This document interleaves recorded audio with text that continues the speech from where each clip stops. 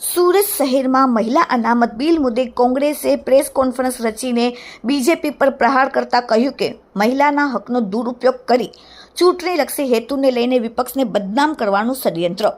કોંગ્રેસ દ્વારા આક્ષેપ કરવામાં આવ્યો કે ભારતીય જનતા પાર્ટીની આગેવાની હેઠળ કેન્દ્ર સરકાર દ્વારા પસાર કરવામાં આવેલા મહિલા અનામત બિલને લઈને હાલ દેશભરમાં રાજકીય ગરમાવો જોવા મળી રહ્યો છે, ત્યારે કોંગ્રેસ પાર્ટીએ આ મુદ્દે ભાજપ સરકાર પર આકરા પ્રહાર કરતા કહ્યું કે મેલી મુરાદ સાથે મહિલા અનામત બિલ પસાર કરવા નીકળેલી ભાજપ સરકારને હવે દેશમાં ધોબી પછડાટ ખાવાનો સખત વારો આવ્યો છે.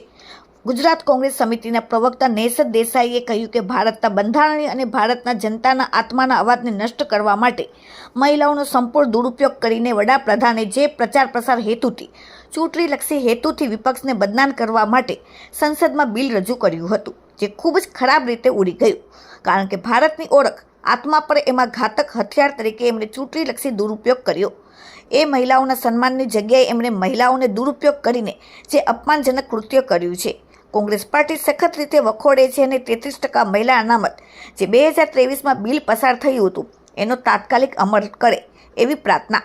તેમણે કહ્યું કે આ બિલ લાવવાનો હેતુ માત્ર આવનાર બંગાળથી માંડીને ચૂંટણીમાં મહિલાઓનો દુરુપયોગ કરવાનો હતો અને પ્રચાર પ્રસાર કરવાનો જ એનો મુખ્ય હેતુ હતો. એમનો હેતુ મહિલાઓને અનામત આપવાનો નહોતો. વધુમાં નેસર દેસાઈએ શું કહ્યું જુઓ વિડીયોમાં.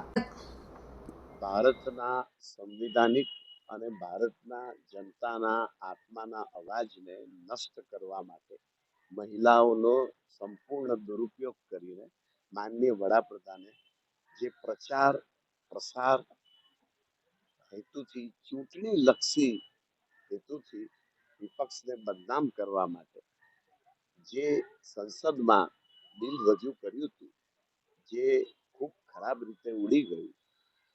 કારણ કે ભારતની ઓળખ આત્મા પર એમાં ઘાતક હથિયાર તરીકે એમણે ચૂંટણીલક્ષી દુરુપયોગ કર્યો હતો. માટે એ મહિલાઓના સન્માનની જગ્યાએ એમણે મહિલાઓને દુરુપયોગ કરીને જે અપમાનજનક કૃત્ય કર્યું છે એ કોંગ્રેસ પાર્ટી સખત રીતે વખોડે છે અને 33% મહિલા અનામત જે 23માં જે બિલ પસાર થયું હતું એનો તાત્કાલિક અમલ કરે એવી નમ્ર પ્રાર્થના કરે છે. મુખ્ય હેતુ તો આ બિલ લાવવાનો હેતુ માત્ર આવનારી બંગાળથી માંડીને ચૂંટણીમાં મહિલાઓનો દુરુપયોગ કરવાનો હતો અને પ્રચાર પ્રસાર કરવાનો જ એનો મુખ્ય હેતુ હતો.